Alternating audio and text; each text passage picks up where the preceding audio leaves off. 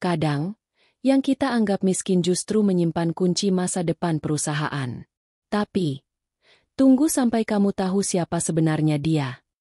Sebelum lanjut, coba absen di kolom komentar. Kamu nonton dari kota mana hari ini? Siapa tahu kotamu yang bakal disebut di cerita ini. Pagi itu, gedung Arkana Corp berdiri tegak di tengah jantung kota yang sibuk. Dinding kaca berkilau memantulkan langit yang baru saja disinari matahari.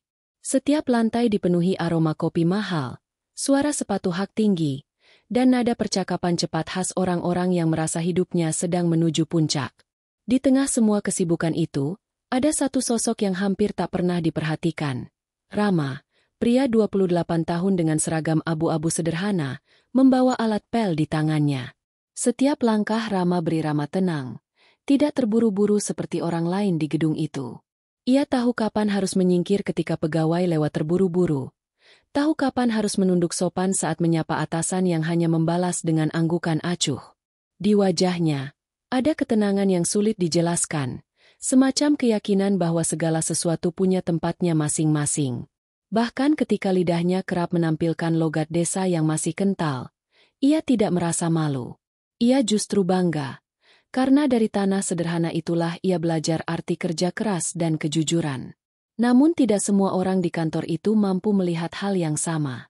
Di ruang kaca lantai 8, dua eksekutif muda baru, Davin dan Rico, sedang berbincang santai sambil menyeruput kopi mereka yang berharga setara setengah gaji bulanan Rama. Dari balik pintu terbuka, terdengar tawa mereka yang menyindir. Rama itu kalau ngomong bikin kuping gatal, ujar Rico dengan nada geli. Davin menimpali. Iya, kayak lagi dengar radio rusak. Ndeso banget. Bisa-bisanya kantor sebesar ini punya OB logat kampung. Tawa mereka pecah keras. Salah satu staf yang lewat ikut tersenyum malu, pura-pura tidak dengar. Tapi Rama, yang sedang membersihkan lantai tak jauh dari sana, mendengar semuanya dengan jelas. Ia berhenti sejenak, menatap lantai yang sudah bersih seolah sedang mencari alasan untuk tetap diam. Bibirnya menahan senyum yang samar, senyum yang lebih seperti usaha menahan luka agar tidak terlihat. Dalam hatinya, ada getar kecil, bukan karena marah, tapi karena kecewa pada dunia yang sering mengukur nilai seseorang dari cara ia berbicara, bukan dari isi hatinya.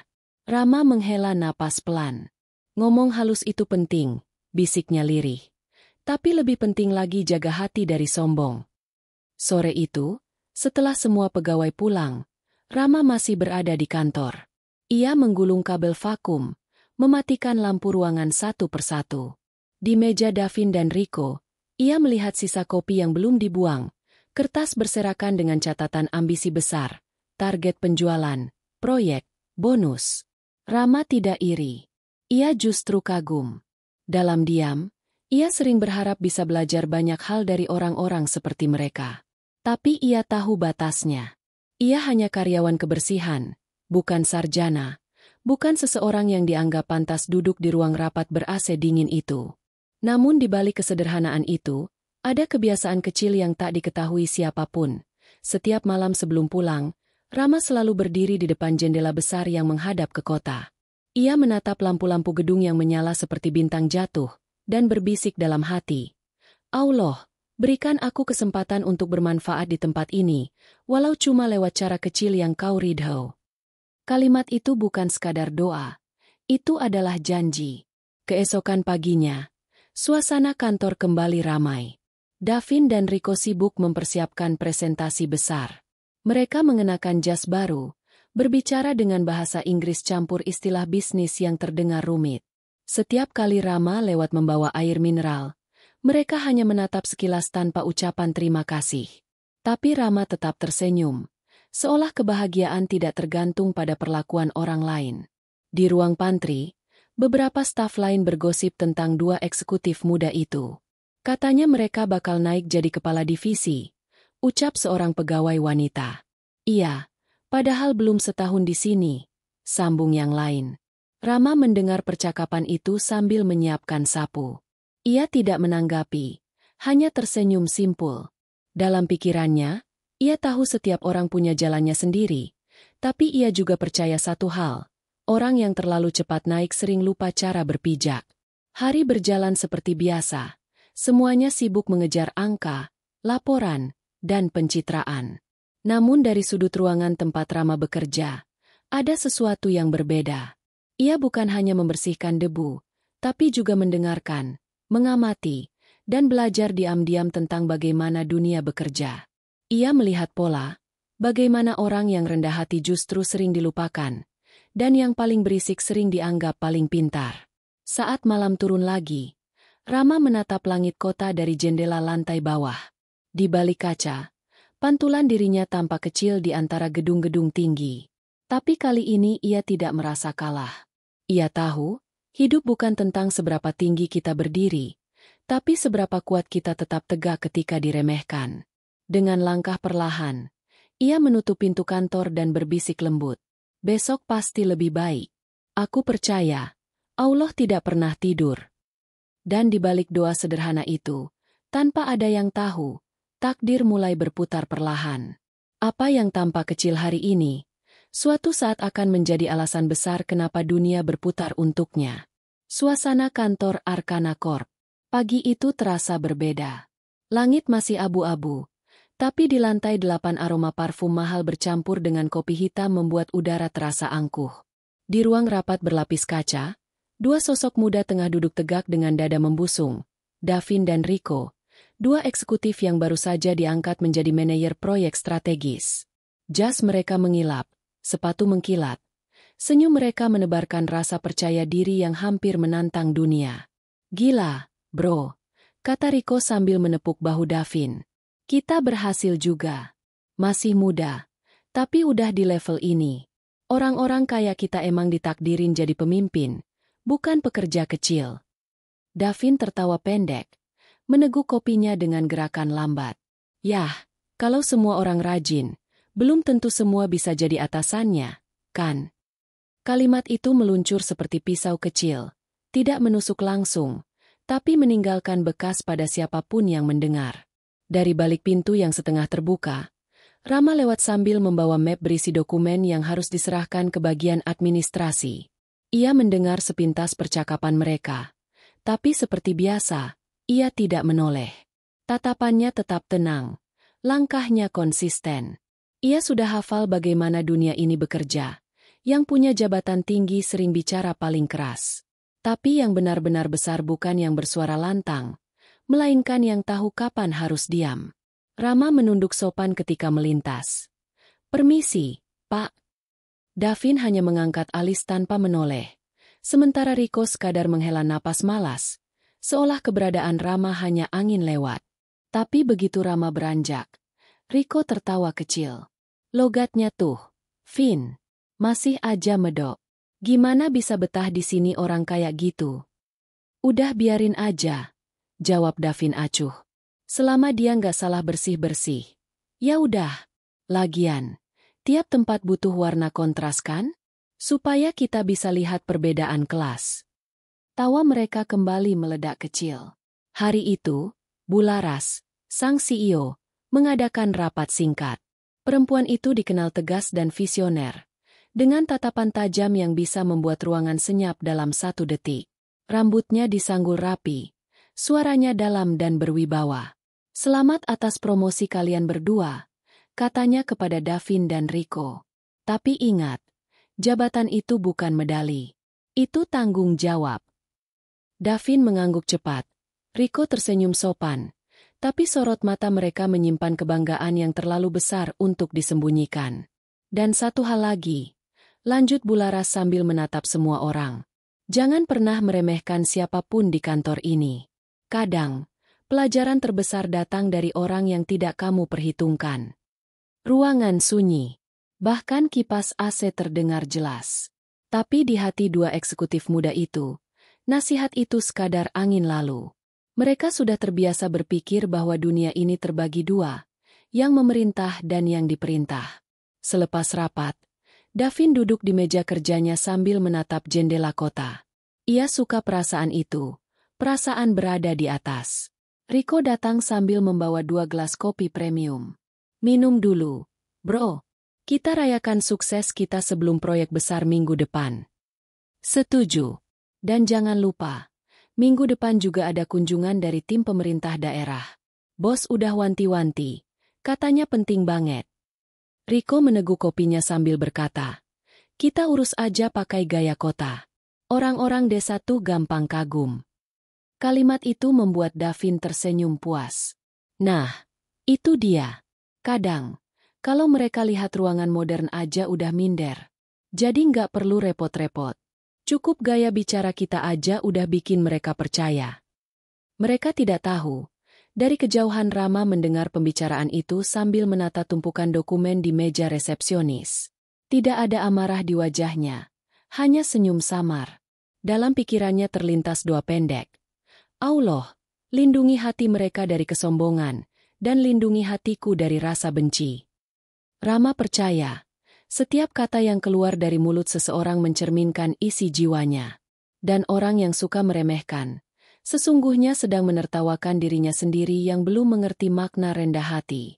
Sore hari, ketika langit mulai berwarna oranye, Bularas memanggil seluruh staf untuk evaluasi mingguan. Di tengah rapat, Davin tampil mempresentasikan strategi kerjasama digital. Kata-katanya mengalir lancar, gesturnya mantap, namun nadanya terdengar seperti seseorang yang ingin memamerkan kecerdasan, bukan berbagi pengetahuan. Kalau semua tim bekerja dengan standar kota besar, kita akan tinggalkan pola pikir ndeso yang menghambat kemajuan, katanya lantang. Beberapa orang menatap satu sama lain, merasa tak nyaman. Kalimat itu menusuk, terutama bagi mereka yang datang dari daerah kecil. Tapi tak ada yang berani menegur. Hanya Bularas yang menatap Davin tajam. Matanya seperti menyimpan amarah yang tenang. Davin, ujarnya pelan tapi jelas. Jangan pernah menyebut kata ndeso untuk merendahkan. Setiap kota besar pernah jadi desa. Jangan lupa asal-usul. Ruang rapat kembali hening. Davin menelan ludah, berusaha menutupinya dengan senyum kaku. Riko menepuk bahunya pelan, memberi isyarat agar diam. Ketika rapat berakhir, Rama masuk pelan untuk membersihkan meja-meja. Ia melangkah hati-hati, tapi pandangannya sempat bertemu dengan Bularas. Sang CEO tersenyum kecil dan berkata lirih, Rama, kamu jangan berubah ya. Dunia butuh orang yang tetap sederhana meski dikelilingi kesombongan. Rama mengangguk. Insya Allah, Bu. Saya cuma pengen kerja baik. Nggak lebih. Ucapan itu membuat Bularas menatapnya sejenak. Seolah ada sesuatu di diri Rama yang berbeda. Ketulusan yang tidak dibuat-buat. Ketenangan yang tidak dimiliki siapapun di lantai 8 itu. Malam pun turun lagi di atas kota. Di ruangannya, Davin menatap cermin besar di dinding. Jasnya terlihat sempurna. Wajahnya tampak sukses. Tapi entah kenapa hatinya terasa kosong. Di sisi lain, Rama berjalan pulang melewati jalanan kota yang mulai sepi, membawa tas kecil berisi seragamnya yang sudah agak pudar. Ia menatap langit malam dan berkata pelan, kesombongan itu kayak kaca, berkilau tapi mudah pecah. Aku nggak mau hidup dalam pantulannya. Dan di saat dua dunia itu, kemewahan dan kesederhanaan, mulai berjalan sejajar, garis takdir perlahan menyiapkan pertemuan yang akan menguji siapa di antara mereka yang benar-benar memahami arti nilai manusia. Beberapa hari setelah rapat evaluasi yang penuh teguran halus dari Bularas, suasana di Arkana Corp kembali terasa seperti biasa. Riuh, sibuk, namun dingin. Orang-orang berlalu lalang dengan wajah serius, mengejar target, menatap layar monitor tanpa henti. Namun di antara ritme yang teratur itu, sebuah kabar datang tiba-tiba, membawa getar halus yang belum dipahami siapapun. Pagi itu, bagian administrasi menerima surat resmi berstempel emas dari Kabupaten Nawasari, sebuah daerah terpencil di timur pulau. Surat itu dikirim langsung dari kantor bupati dan ditujukan kepada CEO Arkana Corp.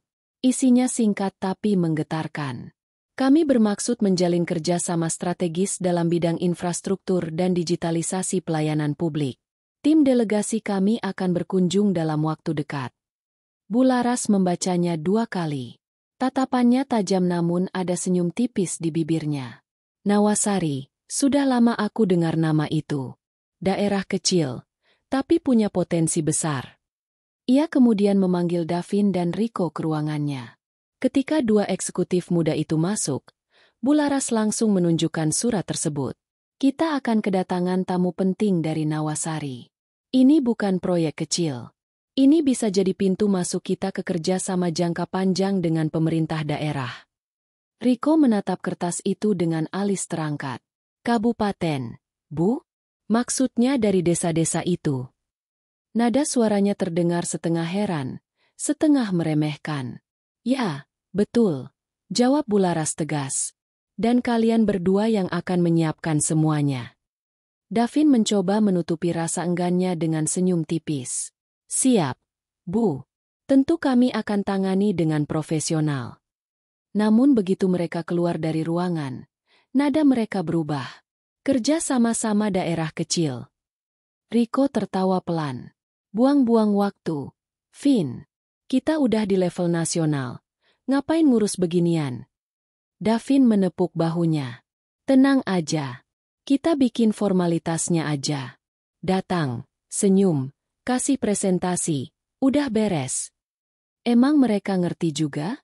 Paling cuma bupati sama beberapa staf desa yang belum tahu istilah digitalisasi.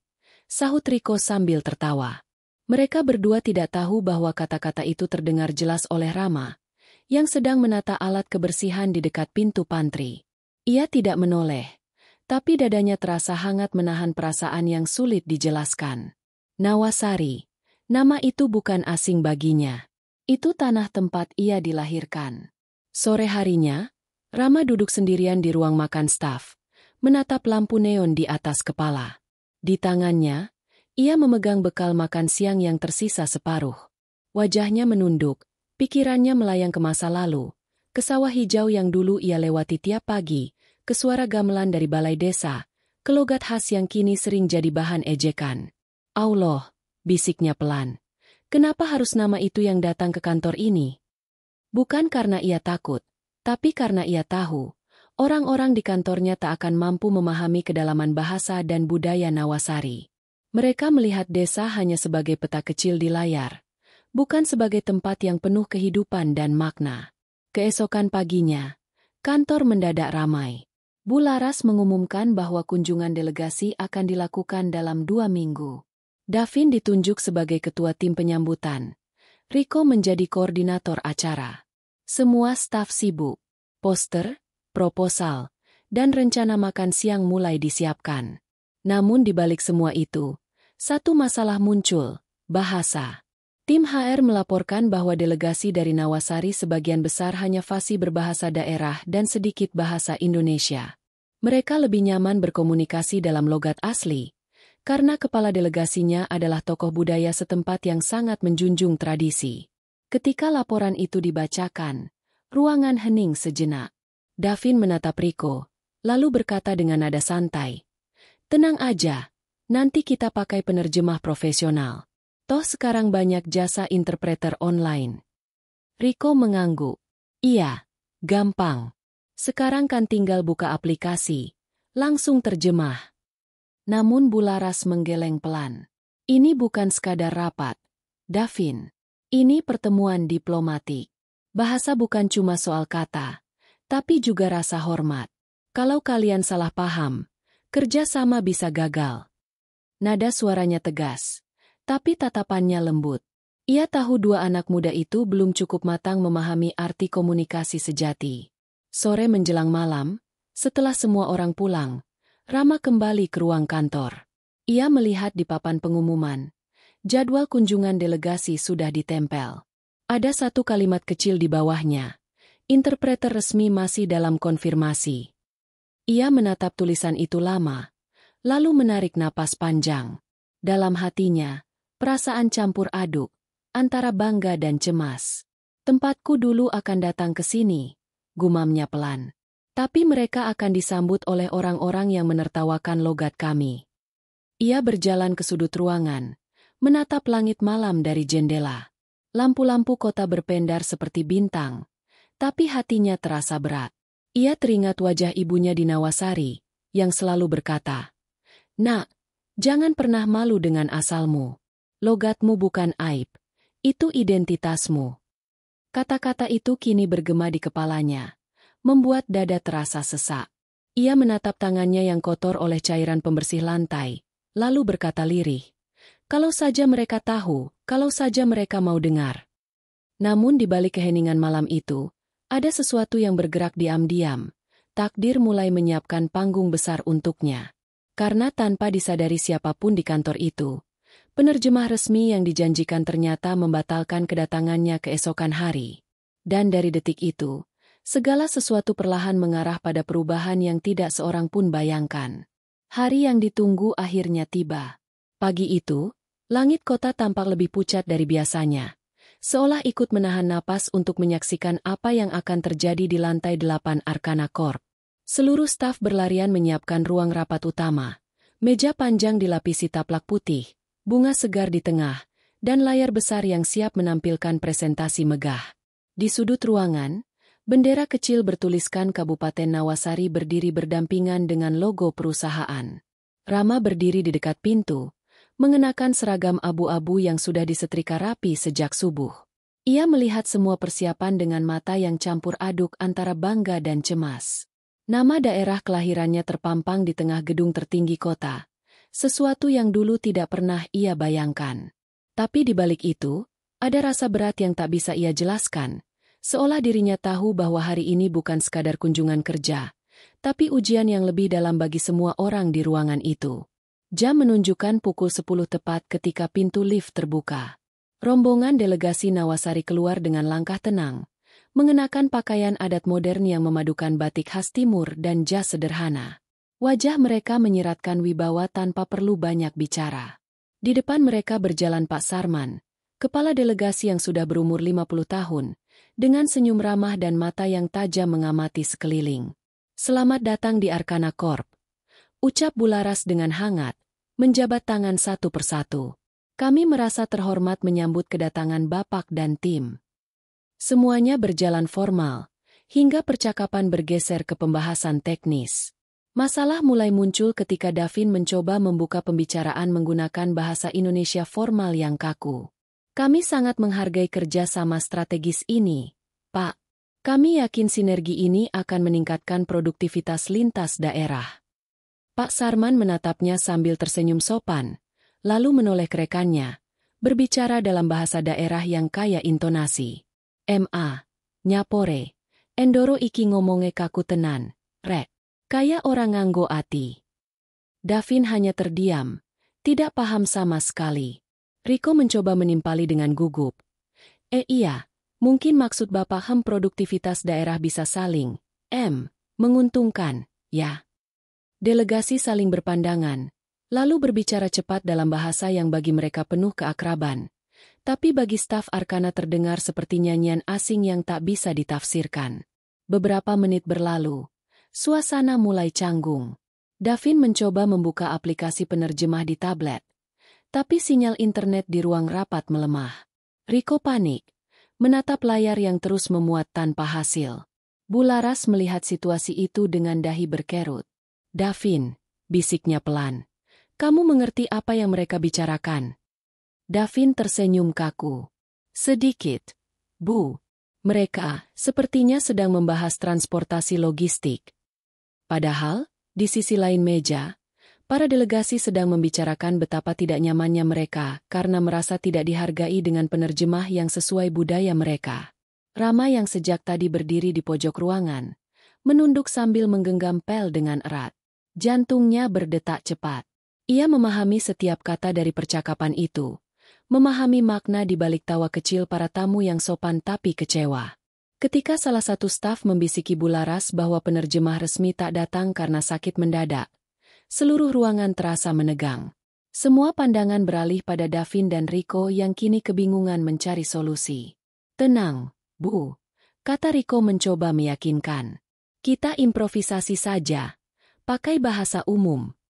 Namun setiap kalimat mereka justru membuat para tamu semakin kebingungan.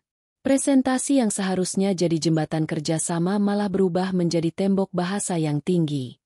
Davin berkeringat. Matanya menatap layar yang kini tak lagi berarti.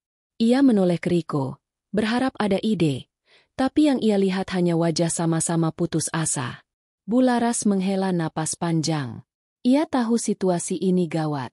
Di balik semua persiapan dan kemegahan kantor, hal paling sederhana, bahasa, telah menjatuhkan reputasi mereka.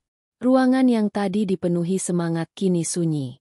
Hanya terdengar bisikan lirih dari para tamu yang berbicara pelan, kecewa, dan mulai merasa tidak dihargai. Dan di tengah keheningan itu, suara lembut muncul dari sudut ruangan. "Permisi, Bu. Kalau diperkenankan, saya bisa bantu sedikit," ujar Rama dengan nada hati-hati. Semua kepala menoleh hampir bersamaan. Davin menatapnya dengan dahi berkerut. Kamu mau bantu?" Riko terkekeh pelan, menahan tawa gugup. "Rama, ini rapat penting, bukan ngobrol warung kopi." Namun Bularas tidak ikut menertawakan. Ia menatap Rama penuh tanya. "Kamu bisa bahasa mereka?" Rama menunduk hormat. "Sedikit, Bu. Saya lahir dan besar di Nawasari.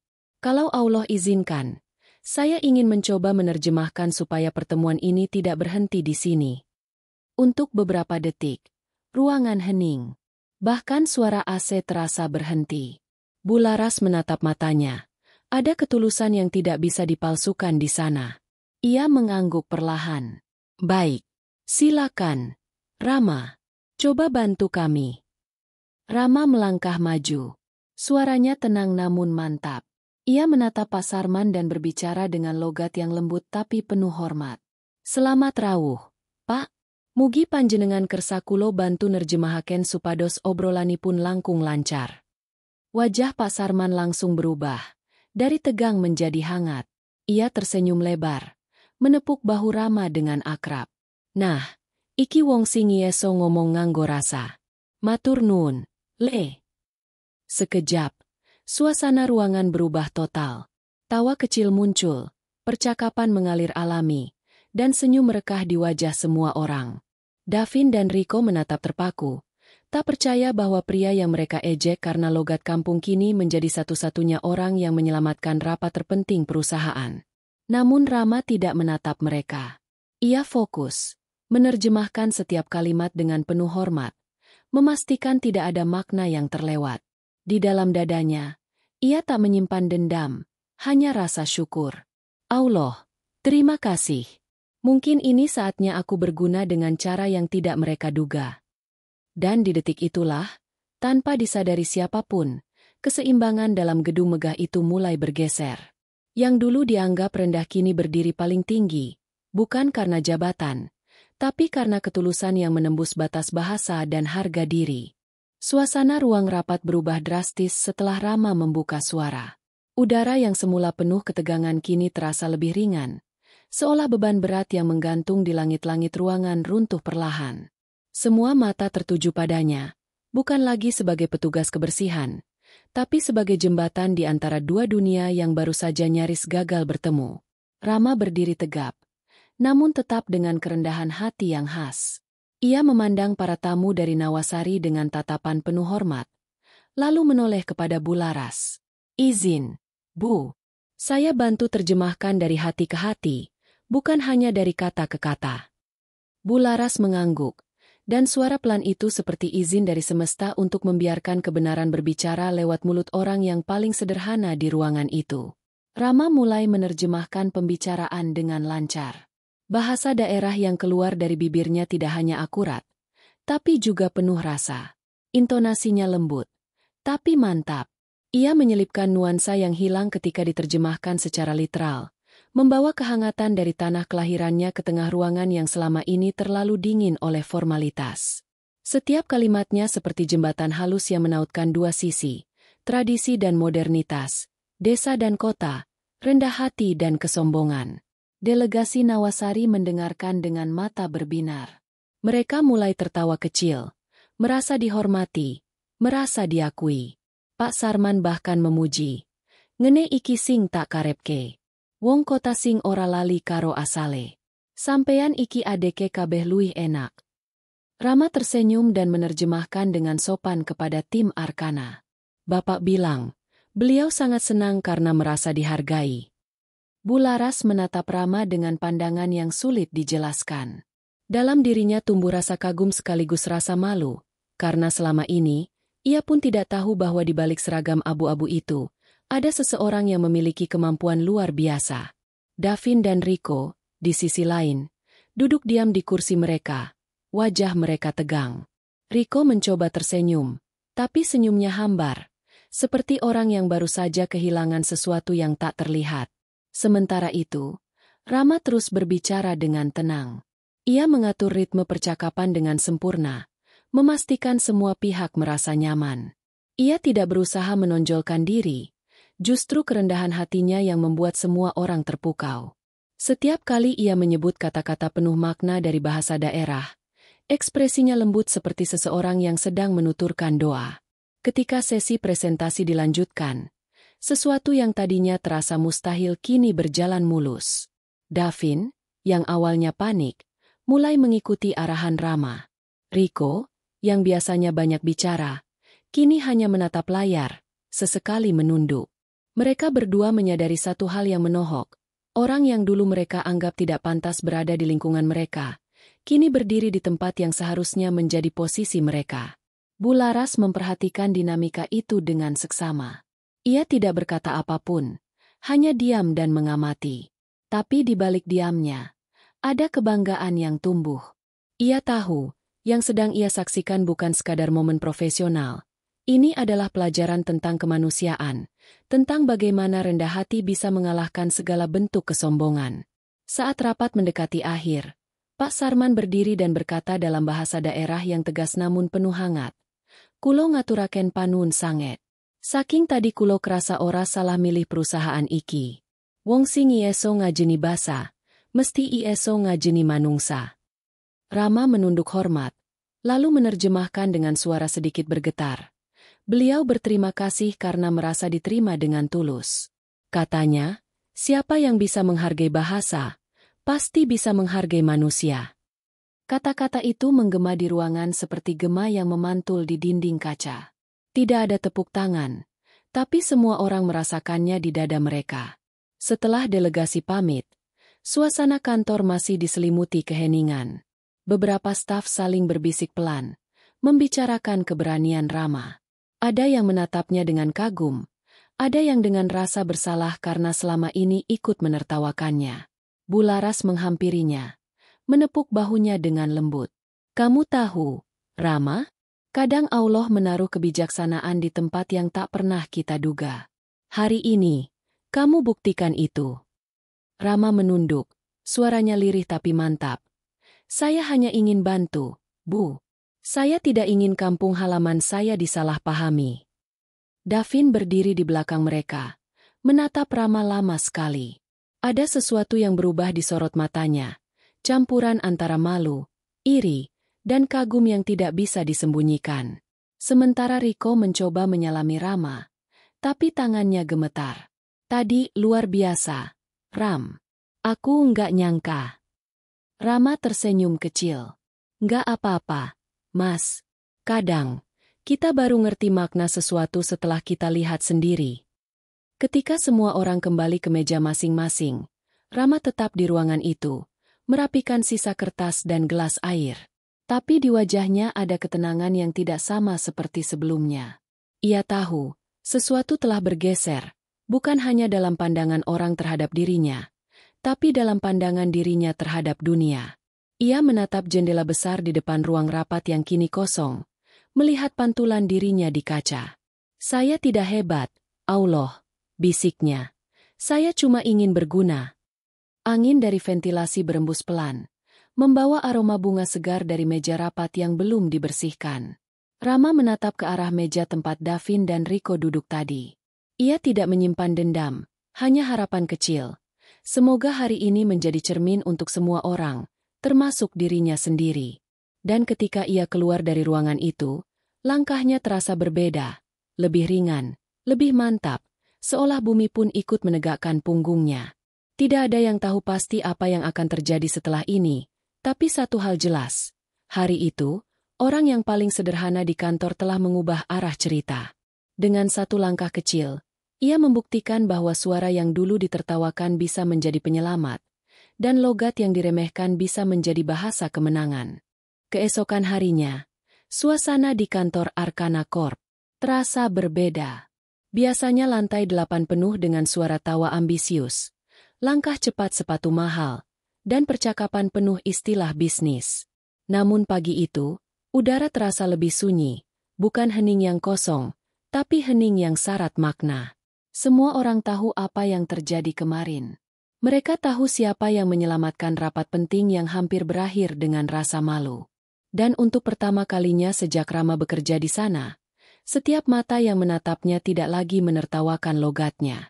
Mereka menatap dengan kagum. Saat Rama masuk membawa ember dan kain pel seperti biasa, beberapa staf yang biasanya pura-pura tidak melihat kini menyapanya pelan. "Pagi, Mas Rama," ucap salah satu staf perempuan dengan senyum canggung. Rama mengangguk sopan.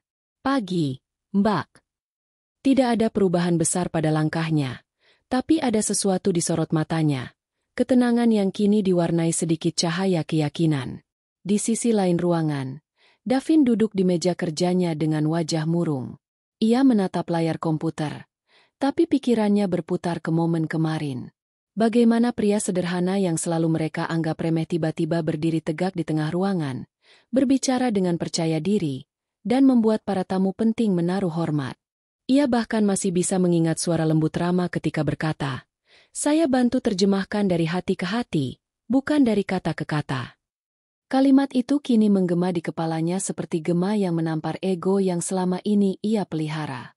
Rico datang menghampiri dengan ekspresi yang sama. "Vin, kamu lihat berita internal kantor pagi ini?" Davin menggeleng tanpa minat. "Berita apa?" Rico menunjukkan layar tabletnya. Di laman portal perusahaan, terpampang foto Rama sedang berdiri di sisi meja rapat, dengan keterangan. Rama, sosok sederhana di balik keberhasilan rapat strategis Arkana Corp, dan Nawasari. Ada juga komentar Bularas yang dikutip di bawahnya. Rendah hati bukan berarti rendah nilai. Kadang justru mereka yang tidak bersuara paling banyak memberi makna. Davin membaca tulisan itu lama. Ia merasa dadanya sesak, bukan karena marah, tapi karena malu. Semua yang selama ini ia yakini tentang kesuksesan, bahwa gaya bicara, pakaian, dan gelar menentukan nilai seseorang, runtuh dalam satu hari. "Rama," gumamnya pelan, "selama ini kita yang buta." Di tengah suasana itu, Bularas memanggil semua staf ke ruang rapat utama untuk memberikan ucapan resmi. Rapat singkat, tapi atmosfernya penuh penghargaan. Begitu semua berkumpul, Bularas berdiri di depan ruangan, mengenakan blazer putih dan senyum tenang. "Saya ingin mengucapkan terima kasih kepada seluruh tim atas kerja keras kemarin," ucapnya membuka pertemuan. "Tapi ada satu orang yang patut kita beri penghormatan khusus. Seseorang yang membuat kita sadar bahwa kehebatan tidak selalu datang dari mereka yang duduk di meja rapat, tapi bisa juga dari mereka yang membersihkan lantai rapat itu." Semua mata serempak menoleh ke arah Rama yang berdiri di belakang, seperti biasanya.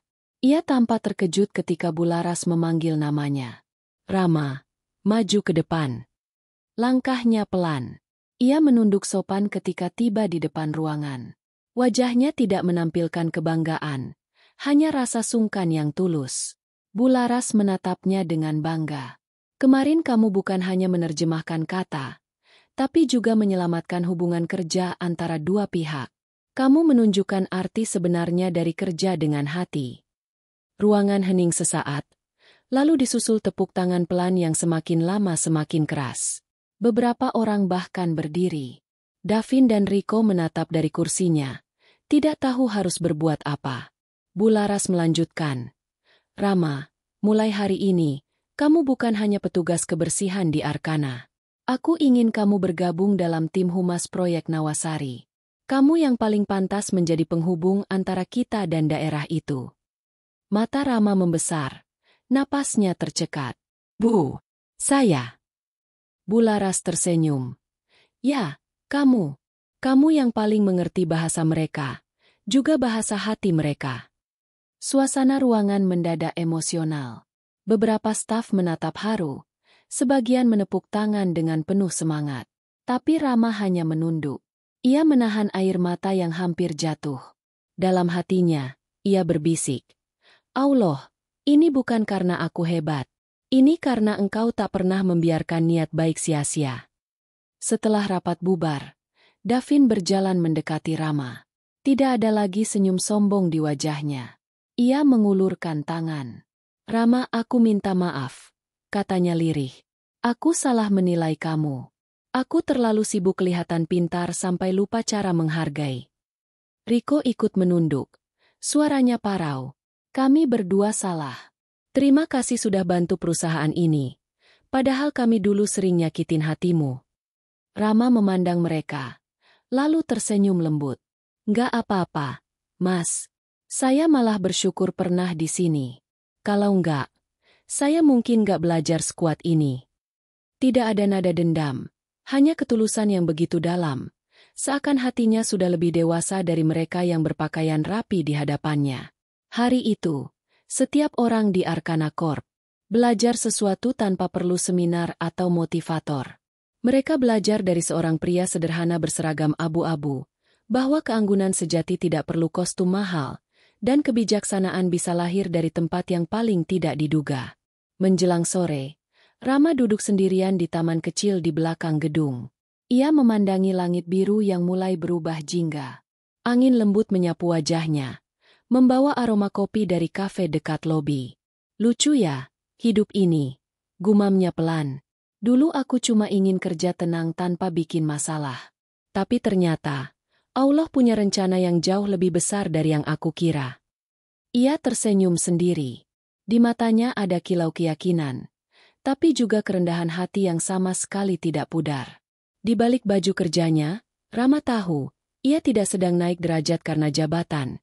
Ia hanya sedang diberi kesempatan untuk membuktikan bahwa kebaikan tidak butuh pengakuan, tapi akan tetap terlihat ketika waktunya tiba. Matahari tenggelam perlahan, memantulkan warna emas di dinding kaca gedung Arkana. Di sana, pantulan wajah Rama tampak kecil tapi teguh. Dan untuk pertama kalinya sejak ia bekerja di tempat itu, ia merasa bukan lagi bagian yang terpisah dari kemewahan sekitarnya. Ia kini bagian dari cerita besar yang sedang ditulis oleh tangan kehidupan, perlahan tapi pasti, dengan tinta ketulusan. Hari demi hari berlalu sejak rapat besar itu, tapi gema peristiwa tersebut masih menggantung di udara Arkana Corp. Nama Rama kini bukan lagi hanya terdengar di pojok ruang kebersihan. Namanya mulai disebut di ruang rapat, di meja makan siang, bahkan di email internal perusahaan. Namun bagi Rama sendiri, hidupnya berjalan seperti biasa. Ia tetap datang lebih pagi, membersihkan meja sebelum siapapun tiba, dan pulang paling akhir. Tidak ada yang berubah dalam caranya berjalan atau berbicara. Tapi yang berubah adalah cara dunia menatapnya. Bularas sering memperhatikannya dari jauh. Ia melihat cara Rama menata ruangan dengan teliti, cara ia berbicara dengan sopan pada siapapun, dan cara ia tersenyum meski masih ada sisa ejekan yang terkadang muncul dari beberapa mulut yang belum belajar benar-benar rendah hati. Dalam hati kecilnya, Bularas mulai curiga. Bukan curiga buruk, tapi rasa penasaran mendalam. Ia pernah melihat caranya berbicara dengan para tamu Nawasari. Tidak hanya fasih, tapi juga penuh wibawa. Seolah ia tidak hanya memahami bahasa mereka, tapi juga jiwanya. Suatu pagi, di tengah kesibukan menyiapkan laporan kerjasama, Sekretaris Bularas datang membawa sebuah berkas tambahan. Bu, ini laporan tindak lanjut dari delegasi Nawasari. Ada surat pribadi dari Bupati langsung, katanya. Bularas mengambil surat itu, membacanya cepat. Tapi matanya tiba-tiba berhenti di satu kalimat yang membuat napasnya tersangkut. Kami ucapkan terima kasih kepada Rama Wicaksono atas bantuannya selama ini.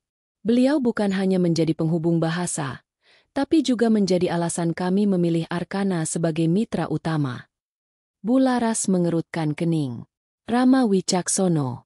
Nama itu tertera dengan huruf tebal.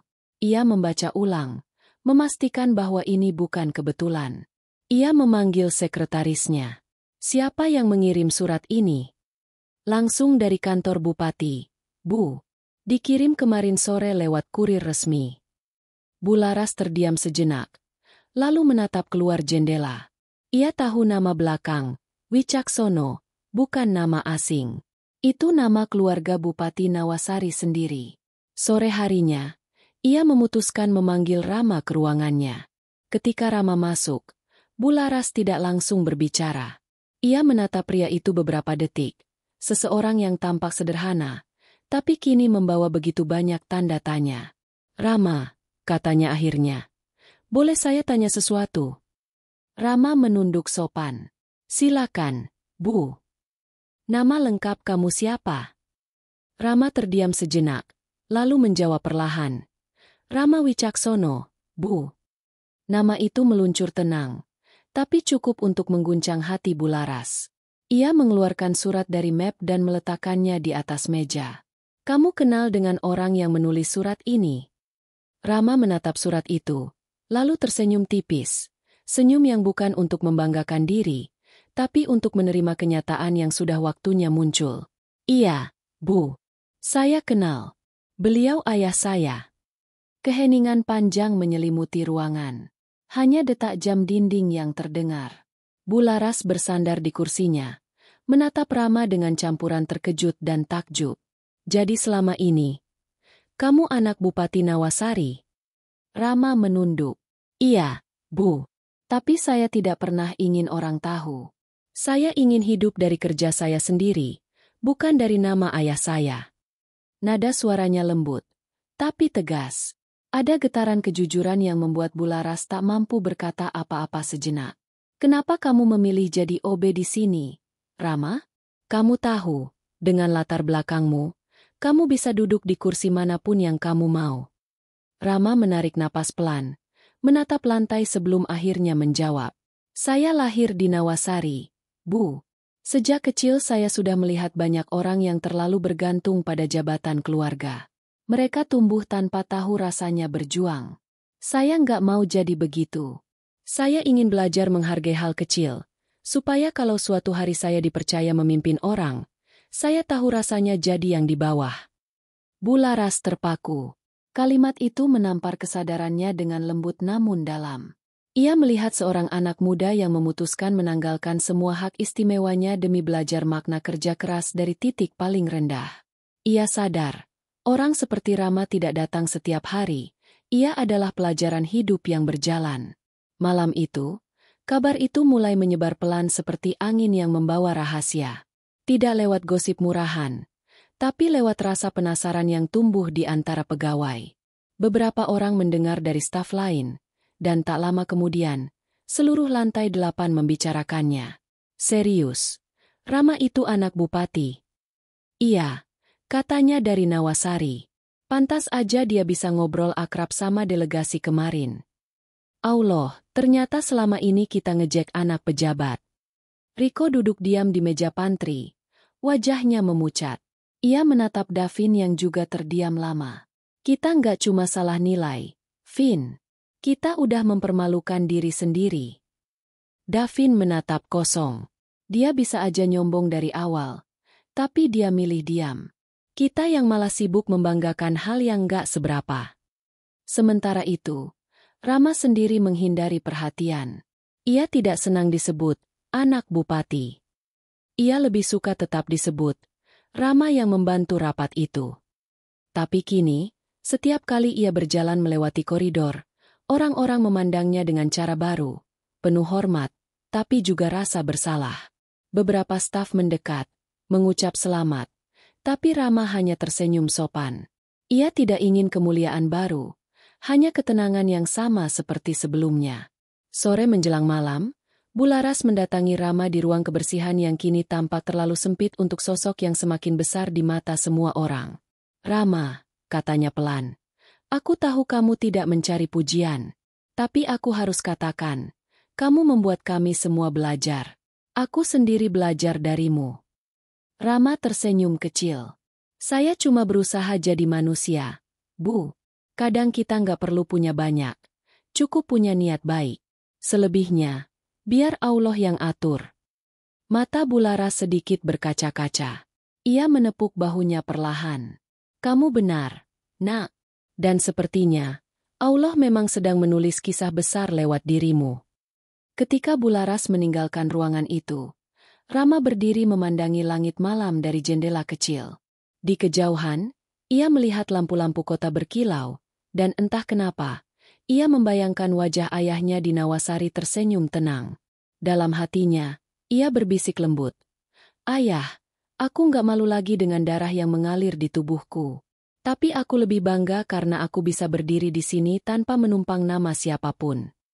Dan malam itu, di ruang kecil dengan aroma pel dan detergen, seorang anak pejabat yang menyamar sebagai pekerja sederhana menyadari sesuatu, bahwa kehormatan sejati bukan tentang siapa orang tuamu, tapi tentang bagaimana kamu menjaga jiwamu tetap bersih meski dunia mencoba mengotori. Kabar tentang siapa sebenarnya Rama menyebar lebih cepat daripada email internal perusahaan.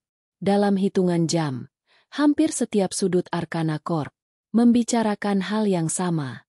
Di pantry, di lift, bahkan di lobi depan, bisik-bisik tentang anak Bupati Nawasari yang ternyata jadi OB, terdengar seperti angin yang berputar tanpa arah. Namun tidak ada satupun yang benar-benar tahu bagaimana harus bersikap di hadapan Rama setelah rahasia itu terungkap. Di pagi hari yang biasanya penuh rutinitas, suasana kantor terasa canggung. Beberapa pegawai yang dulu terbiasa memberi perintah kini menatapnya dengan ragu, takut salah bicara. Ada yang mencoba bersikap sopan berlebihan. Ada pula yang justru menghindar karena merasa malu. Namun di tengah semua perubahan itu, hanya Rama yang tetap sama. Ia tetap datang lebih awal, membersihkan meja, mengganti air dispenser, menyiapkan kopi untuk staf, seolah tidak terjadi apa-apa. Ketika Davin dan Riko datang, mereka berhenti di depan pintu.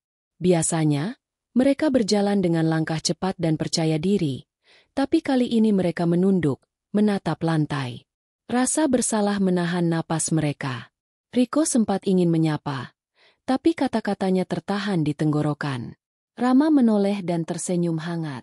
"Pagi, Mas Davin, Mas Riko. Mau saya bantu siapkan air?" Kalimat sederhana itu menghantam mereka lebih keras daripada teguran apapun. Tak ada nada sarkasme, tak ada sindiran. Hanya kebaikan yang tulus. Riko menelan ludah. "Rama, kita benar-benar minta maaf. Ya, dulu kita bodoh." Davin mengangguk. "Kamu lebih besar dari yang pernah kami bayangkan." Rama hanya menjawab dengan senyum kecil. "Nggak apa-apa, Mas. Saya malah berterima kasih, karena dari pengalaman itu, saya belajar sabar." Namun di ruangan lain, Bularas sedang menatap layar laptop dengan ekspresi serius. Ia baru saja mendapat panggilan dari pihak Nawasari. Di ujung telepon, Bupati sendiri berbicara dengan nada lembut tapi penuh hormat. "Bularas, anak saya tidak pernah suka dibicarakan soal jabatannya. Mohon jangan mengubah perlakuan kantor terhadap dia. Biarkan dia tetap jadi dirinya." "Tenang, Pak," jawab Bularas. "Saya tidak akan memperlakukan Rama berbeda. Tapi izinkan saya memberi dia kesempatan yang pantas." Suara di seberang menghela napas pelan. "Kalau itu niat baik, saya tidak melarang. Rama harus belajar arti tanggung jawab dari bawah, dan saya percaya dia sedang berada di tempat yang tepat." Setelah menutup telepon, Bularas termenung lama. Ia tahu, tanggung jawab moral kini ada di tangannya. Menjaga agar kisah Rama tidak berubah menjadi gosip murahan atau bahan sanjungan palsu. Ia ingin Arkana belajar menghormati seseorang bukan karena darah atau keturunan, tapi karena hati dan kerja kerasnya. Beberapa jam kemudian, Bularas memanggil Rama ke ruangannya. Saat Rama masuk, suasana ruangan terasa hangat. Di meja, ada setumpuk dokumen baru bertanda proyek Nawasari Phase 2. "Rama, duduklah," kata Bularas. Rama duduk dengan tenang. "Ada yang bisa saya bantu, Bu?" Bularas menatapnya dalam. "Aku tahu tentang keluargamu. Tapi izinkan aku bilang satu hal. Aku tidak kagum karena kamu anak bupati. Aku kagum karena kamu tidak pernah memamerkannya." Rama tersenyum tipis, menunduk. "Saya cuma ingin jadi orang biasa, Bu. Kadang, terlalu banyak mata yang melihat membuat langkah kita kehilangan arah." Bularas mengangguk perlahan. "Kamu tahu, Rama, banyak orang di kantor ini yang sedang belajar darimu. Mereka belajar apa itu rendah hati, apa itu kerja dengan hati. Aku ingin menawarkan sesuatu, bukan hadiah, tapi tanggung jawab.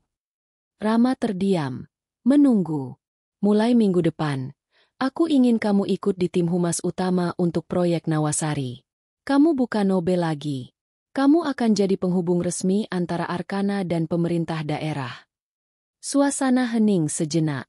Kata-kata itu menggantung di udara, seperti sesuatu yang terlalu berat untuk langsung diterima. Rama menatap Bularas, lalu berkata pelan, "Bu, boleh saya jujur?" "Tentu." "Saya terharu, tapi saya belum siap untuk tinggalkan pekerjaan ini. Saya belum pantas duduk di ruangan yang bersih kalau masih belum selesai belajar dari lantai yang kotor." Bularas tertegun. Kalimat itu menembus hatinya seperti doa yang halus tapi dalam. "Kenapa kamu berpikir begitu?" Rama menatap tangannya yang kasar karena bahan pembersih, lalu berkata dengan tenang, "Saya takut kalau naik terlalu cepat, Bu. Takut lupa caranya melihat ke bawah. Biar saya pelan-pelan. Kalau Allah izinkan, nanti pasti sampai juga di tempat yang lebih tinggi." Bularas tidak berkata apa-apa selama beberapa detik. Air matanya hampir jatuh. Tapi ia tahan. Ia tahu, tidak semua orang yang menolak jabatan melakukannya karena rendah diri. Kadang justru karena mereka terlalu memahami arti kehormatan sejati.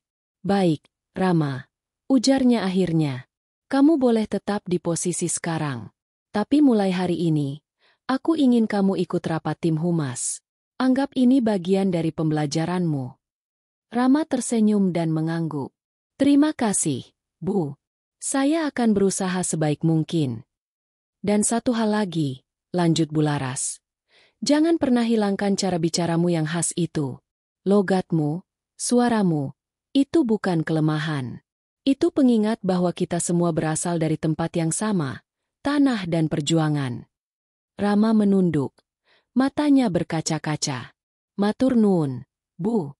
Saya janji tidak akan malu lagi dengan asal saya." Ketika Rama keluar dari ruangan itu, mata beberapa pegawai menatapnya dengan kagum yang tidak dibuat-buat. Mereka melihat sesuatu yang tidak bisa mereka beli. Ketenangan, keikhlasan, dan keyakinan yang tak tergoyahkan. Riko menepuk bahunya ketika mereka berpapasan.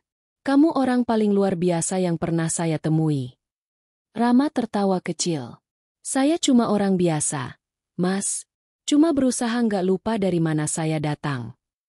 Di sore hari, saat langit mulai oranye, Rama duduk di taman belakang kantor. Ia menatap matahari yang perlahan turun di balik gedung tinggi. Angin membawa aroma tanah dan daun basah. Di pikirannya, terlintas wajah ayahnya, ibunya, dan semua orang di kampung yang dulu sering ia bantu terjemahkan surat-surat resmi. Dulu ia malu dengan logatnya. Kini, logat itu justru menjadi saksi bahwa dirinya bisa berdiri sejajar dengan siapapun tanpa harus meninggalkan jati dirinya. Ia menutup mata sebentar dan berbisik pelan. "Allah, terima kasih. Kau ajarkan aku bahwa tidak semua kemenangan harus naik ke atas.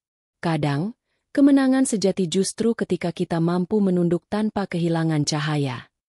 Dan di saat matahari benar-benar tenggelam, pantulan cahaya terakhir itu jatuh tepat di wajah Rama. Ia tersenyum tipis, bukan senyum seorang pemenang, tapi senyum seseorang yang akhirnya berdamai dengan dirinya sendiri. Pagi itu, mentari menembus jendela kaca Arkana Corp. Seperti biasa. Tapi di dalam gedung yang megah itu, ada sesuatu yang berbeda. Sebuah keheningan yang terasa lembut, bukan karena sepi, melainkan karena semua orang tampak lebih berhati-hati, lebih sadar. Sejak kisah Rama terbuka, suasana kantor perlahan berubah. Nada suara orang-orang ketika berbicara lebih rendah, tatapan mereka lebih hangat, dan bahkan senyum di koridor tidak lagi dibuat-buat. Seolah seluruh gedung belajar bernapas dengan cara baru, dengan hati yang lebih tenang. Rama datang seperti biasanya. Seragamnya masih abu-abu sederhana, sepatu hitamnya sudah mulai aus di bagian tumit, tapi langkahnya tetap ringan. Setiap kali ia lewat, orang-orang menyapa dengan tulus. Tidak lagi dengan tatapan meremehkan, tapi penuh hormat dan rasa kagum yang jujur. Namun bagi Rama, penghormatan itu bukan sesuatu yang ingin ia kejar. Ia hanya ingin bekerja sebaik mungkin, karena dalam hatinya ia tahu, yang membuat seseorang bernilai bukanlah posisi, tapi pengabdian. Di meja resepsionis, seorang staf muda bernama Nadia menghampirinya. "Mas Rama, terima kasih ya berkat Mas. Suasana kantor jadi beda sekarang. Orang-orang jadi lebih hati-hati kalau bicara." Rama tersenyum. "Kalau cuma hati-hati bicara, itu belum cukup, Mbak. Yang penting hati-hati dalam menilai." Nadia menatapnya sejenak, lalu mengangguk pelan. Kata-kata itu sederhana, tapi terasa seperti nasihat hidup yang seharusnya disampaikan oleh seorang pemimpin, bukan dari seorang OB. Di ruang lain, Davin berdiri di depan cermin toilet pria. Ia menatap wajahnya lama-lama, seolah sedang berhadapan dengan versi dirinya yang lama. Bayangan sombong, kata-kata sinis, dan tawa meremehkan yang dulu ia lontarkan kini bergema kembali di kepalanya seperti gema dosa kecil yang sulit hilang. Riko masuk, membawa 2 gelas kopi. "Masih kepikiran?" Davin hanya mengangguk. "Aku nggak tahu gimana harus mulai minta maaf lagi. Rasanya semua kata yang keluar dari mulutku bakal terdengar kecil dibanding kesalahan kita." Riko menghela napas. "Kita bisa mulai dengan cara lain. Bukan lewat kata-kata, tapi lewat perubahan." Sore itu, mereka berdua menunggu Rama selesai bekerja. Ketika Rama keluar dari ruang pantry, Davin menghampirinya dengan raut wajah yang penuh kesungguhan. "Rama," katanya, "aku tahu kamu udah maafin kami. Tapi aku tetap harus bilang langsung. Aku malu sama diriku sendiri. Dulu aku pikir derajat orang ditentukan dari jabatan dan cara bicara. Sekarang aku tahu justru ketulusan yang paling tinggi nilainya." Riko menambahkan dengan suara pelan. "Aku juga minta maaf, Ram. Kadang aku masih dengar orang kantor nyindir kamu di belakang. Tapi aku janji nggak akan diam lagi." Rama menatap mereka lama, bukan dengan amarah, tapi dengan empati yang dalam. "Mas, saya nggak pernah simpan dendam. Hidup ini terlalu singkat buat benci orang lain. Lagian, kalau bukan dari pengalaman kemarin, mungkin kita semua nggak akan belajar apa-apa." Ia menepuk bahu mereka ringan. "Yang penting sekarang, kita sama-sama jalan ke depan." Ucapan itu sederhana, tapi seperti air yang menenangkan bara api. Davin menunduk. Matanya memerah. Ia merasa baru saja diajarkan arti maaf yang sesungguhnya, bukan sekadar kata, tapi perbuatan. Beberapa minggu kemudian, Arkana Corp mendapatkan kabar baik. Kerjasama dengan Nawasari berkembang pesat. Proyek yang semula hanya rencana kecil kini menjadi agenda besar nasional. Dalam setiap laporan yang diterima, nama Rama selalu muncul di bagian bawah, dalam catatan kecil. Diterjemahkan dan dikonsultasikan oleh Rama Wicaksono. Tapi ia tak pernah meminta penghargaan atau bonus. Ia justru meminta agar semua hasil kerja tim disebut sebagai kerja bersama. Bu Laras memperhatikan sikap itu dengan kagum yang semakin besar. Dalam rapat mingguan, ia berkata, "Kita semua tahu siapa yang membuat hubungan dengan Nawasari jadi sekuat sekarang. Tapi yang lebih penting, kita belajar sesuatu yang tidak bisa dihitung dengan angka, tentang arti ketulusan." Semua orang tahu siapa yang dimaksud. Rama hanya tersenyum dan menunduk. Suatu siang, Bu Laras memanggilnya ke ruangannya lagi. Kali ini bukan untuk menawarkan jabatan, tapi untuk berbicara dari hati ke hati. "Rama," katanya lembut, "aku lihat kamu terus bekerja keras, bahkan lebih dari sebelumnya. Tapi aku juga lihat kamu tetap menolak fasilitas tambahan. Kenapa?" Rama tertawa kecil. "Saya takut kehilangan rasa cukup, Bu. Kalau terlalu cepat naik, kadang kita lupa caranya bersyukur." Bu Laras menatapnya lama. "Kamu tahu, perusahaan ini butuh orang seperti kamu di posisi tinggi.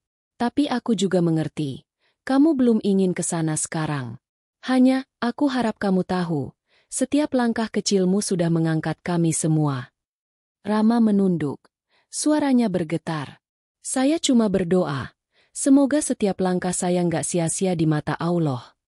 Sore itu, ketika semua orang pulang, Rama masih tinggal di kantor. Ia mematikan lampu satu persatu, lalu berhenti di depan ruang rapat besar tempat segalanya berubah dulu. Ia menatap kursi tempatnya dulu berdiri saat menerjemahkan. Dalam pikirannya, semua suara itu kembali, suara panik, suara tawa, dan akhirnya suara kagum. Tapi yang paling ia ingat bukan pujian, melainkan rasa tenang saat bisa membantu. Allah, bisiknya. Aku nggak minta dihormati. Cukup kau biarkan aku tetap jadi orang yang engkau pandu untuk berbuat baik. Ketika ia keluar menuju lift, Davin dan Riko datang menyusul. Mereka membawa map berisi konsep baru kerjasama dengan Nawasari. Rama, kamu sempat lihat konsep humas barunya? Tanya Riko. Rama menggeleng. Belum, Mas. Davin menyerahkan map itu sambil tersenyum. Kita mau kamu yang koreksi. Kamu lebih paham bahasa mereka daripada kami semua. Rama menatap map itu, lalu menatap mereka berdua. Ada rasa hangat mengalir di dadanya. Bukan karena dipercaya, tapi karena akhirnya mereka benar-benar melihatnya bukan sebagai bawahan, tapi sebagai rekan sejajar. Malam itu, sebelum pulang, mereka bertiga duduk di taman belakang kantor. Lampu-lampu kota berkelap-kelip, menciptakan suasana damai yang jarang mereka rasakan. Riko menatap langit. Aneh ya, Ram. Dulu kita merasa paling tinggi, sekarang malah merasa kecil. Rama tersenyum. Kadang kita baru belajar makna besar setelah jadi kecil. Davin menunduk pelan. Dan kamu mengajarkan kami caranya. Rama menatap dua orang itu dengan senyum tulus. Kita semua sedang belajar, Mas. Hidup ini bukan tentang siapa yang menang duluan, tapi siapa yang bisa tetap jujur sampai akhir. Angin malam berembus pelan. Di bawah langit kota yang berkilau, tiga orang yang dulu dipisahkan oleh kesombongan kini duduk sejajar, tanpa jarak, tanpa gengsi. Tak ada dendam yang tersisa, hanya rasa lega karena akhirnya mereka bisa saling memahami. Dan di balik ketenangan itu, ada satu kenyataan yang mulai tumbuh pelan tapi pasti. Bahwa dari semua pelajaran hidup, pengampunan adalah yang paling sulit, namun juga yang paling memerdekakan. Pagi itu, suasana kantor Arkana Corp terasa lebih tenang dari biasanya.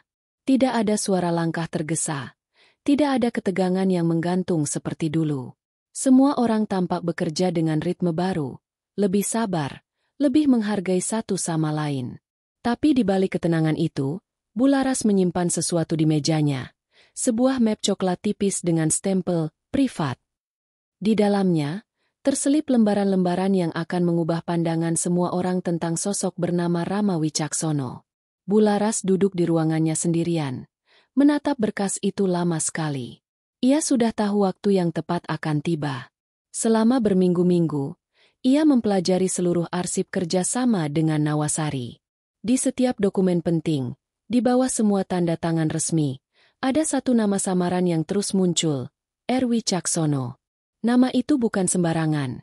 Nama itu muncul di draft perencanaan, di laporan feasibility, bahkan di surat awal pengajuan kerjasama. Semakin ia membaca, semakin hatinya bergetar. Ide-ide besar tentang digitalisasi pelayanan publik, konsep integrasi bahasa lokal ke sistem komunikasi, dan rancangan sistem penerjemah otomatis berbasis logat daerah, semuanya berasal dari nama yang sama.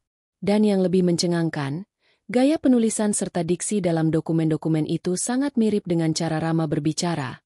Lembut, tapi tegas dan berisi. Sore itu, ketika matahari mulai menembus kaca tinggi di ruangannya, Bularas memutuskan satu hal, rahasia itu tak boleh terus disembunyikan. Orang-orang di Arkana perlu tahu siapa sebenarnya Rama, bukan agar ia dipuja, tapi agar semua belajar arti rendah hati yang sesungguhnya. Keesokan paginya, ia mengirimkan undangan rapat mendadak kepada seluruh staf dan manajemen. Judul undangan itu singkat. Evaluasi Proyek Nawasari, Penghargaan Khusus. Siang harinya, seluruh staf berkumpul di ruang rapat besar. Suasananya tenang, tapi dipenuhi rasa ingin tahu. Davin dan Riko duduk di barisan depan. Sementara Rama berdiri di belakang seperti biasa, menolak duduk di kursi staf senior meski sudah diundang khusus. Bularas masuk, membawa map coklat itu di tangannya. Terima kasih sudah hadir, ucapnya membuka rapat. Hari ini bukan sekadar evaluasi proyek. Hari ini kita akan membicarakan tentang makna dedikasi dan ketulusan yang sesungguhnya.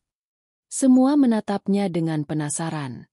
Ia membuka map itu, lalu mengangkat satu lembar dokumen tebal. Ini, katanya sambil menatap seluruh ruangan, adalah rancangan awal kerjasama antara Arcana Corp dan pemerintah Nawasari. Rencana yang menjadi dasar proyek besar kita saat ini. Dan yang menulisnya bukan saya, bukan Davin, bukan siapapun dari tim manajemen. Ia berhenti sejenak, membiarkan suasana hening meresap. Dokumen ini ditulis oleh seseorang dengan nama samaran R. Wicaksono. Tapi hari ini, aku ingin kita tahu siapa dia sebenarnya. Rama menunduk perlahan, tubuhnya tegang. Ia tahu apa yang akan terjadi, tapi tidak berusaha menghentikannya. Bularas berjalan mendekat, meletakkan dokumen itu di meja, dan berkata lantang, Rama Wicaksono, karyawan yang kalian kenal sebagai petugas kebersihan, adalah penulis konsep dasar proyek ini. Ide-idenya menyelamatkan perusahaan dari kegagalan kontrak yang dulu sempat kita hadapi. Suara riuh kecil mulai terdengar. Beberapa orang saling pandang dengan wajah terkejut. Davin menatap Rama dengan mata yang membesar.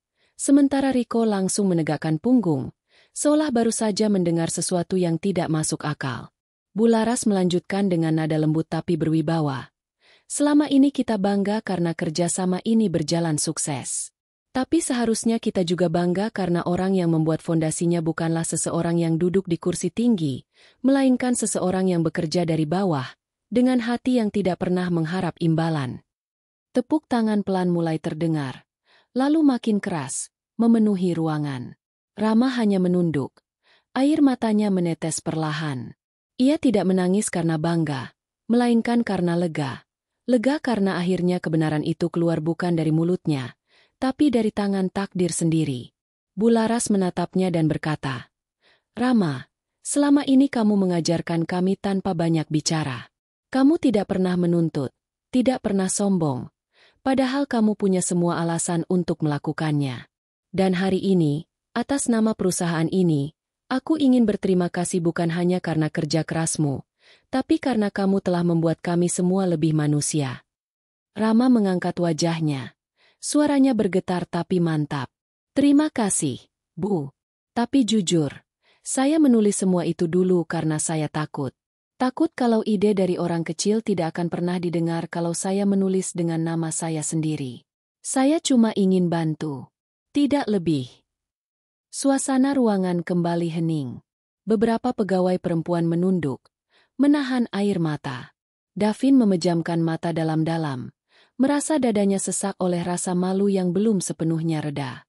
Rama, kata Bularas pelan, justru karena kamu tidak mencari nama, Allah yang menulisnya untukmu.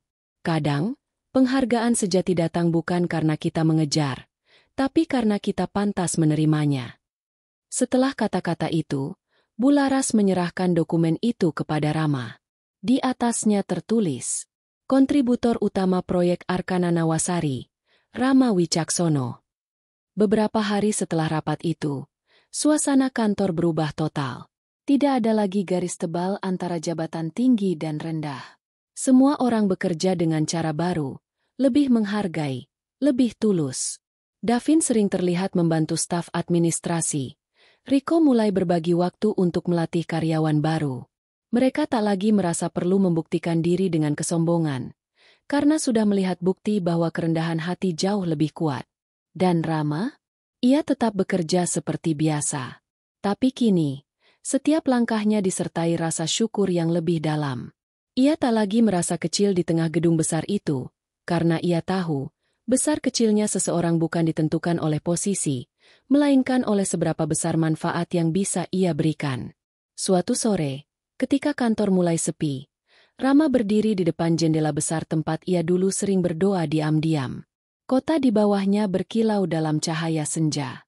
Ia menarik napas panjang, lalu berkata pelan, hampir seperti doa. Terima kasih, Allah. Dulu aku minta agar diberi kesempatan berguna, dan ternyata Engkau kabulkan dengan cara yang tidak pernah aku duga. Aku tidak lebih dari butiran kecil di dunia ini, Tapi kalau satu butir bisa membuat cahaya lebih terang, aku sudah cukup. Ia menutup matanya sebentar, membiarkan air mata terakhir jatuh tanpa rasa malu.